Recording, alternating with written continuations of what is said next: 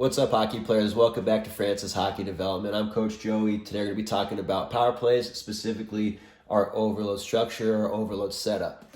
And there's a couple things we want to talk about before we get into the meat and potatoes of our overload.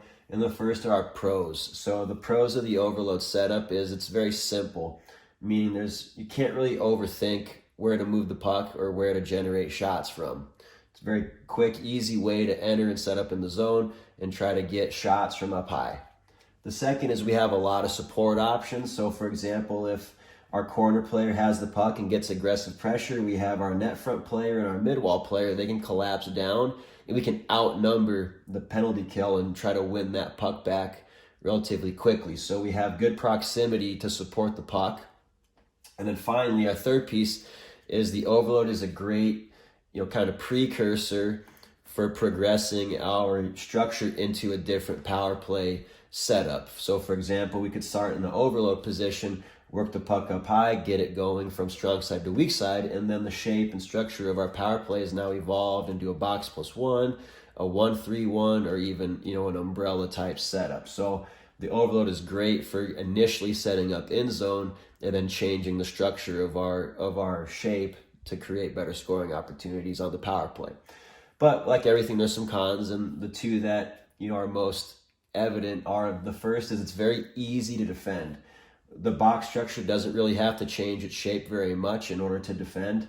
I mean, realistically, they'll just give the power play, the wide areas of the ice, and when they move it from low to high, they just want to make sure they take away, the ability for that player up at the blue to shoot, or if they move it from strong side to weak side, they're going to come out and again pressure that puck carry. So it's pretty easy to defend, not very demanding on the box penalty kill structure, and there's nothing threatening into the slot or down the middle of the ice in the attacking zone for the power play.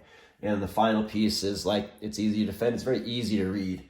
I mean, there's really not very many options that our low corner player has that's gonna, challenge the box. I mean, they can really only go to the high wall or up to the point. Then from the point, they can either shoot or move it across, which is why we talk about the progressions out of the overload. But today we're going to be focusing on a couple plays that we can push with good passing and pace in order to generate scoring opportunities out of our overload.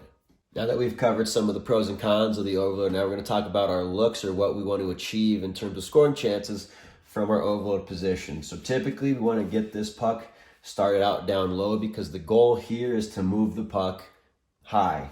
So our first look is usually almost always going to be hitting the half wall player, and this half wall player is going to touch it back down. Now this doesn't mean we move it up and then move it down right away. This half wall player, after receiving the puck, is going to get his eyes up and scan and see which one of these two killers is going to come out in pressure. So let's say, for example, if this player comes out, this player might drop back a little bit. Well, what we want here is going to be our second look, okay? We touch it back, and then this player is going to run a give and go route.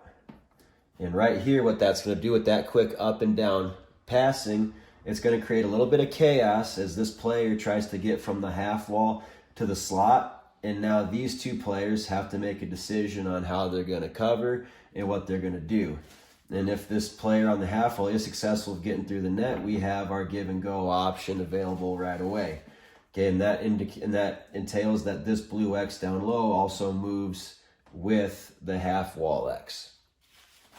Okay, now let's say the give and go does not work.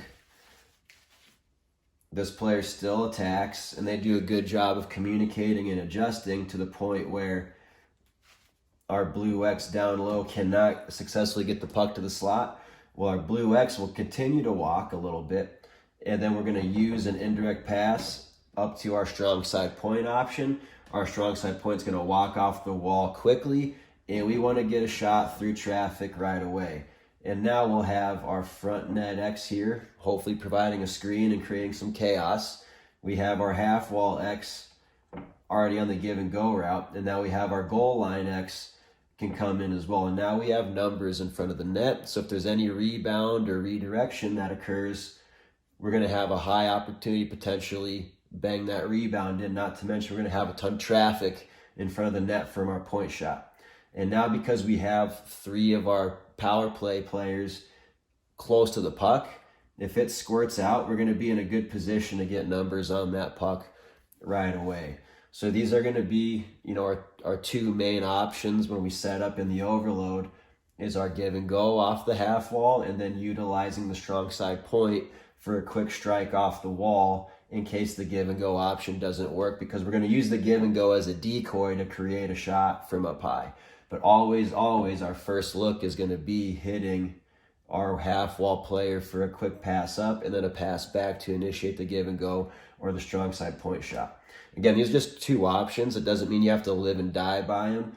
The expectation is out of, high level hockey players that you are getting your eyes up, you're scanning the ice, and you're reading what the penalty killers are doing, so that way you can make a good hockey play, right? Which is just an educated decision based off what you see to move the puck to the open areas, to move the puck into high ice, to the weak side, whatever it is, to generate passing lanes and threats through the middle of the ice in the house to try and score goals.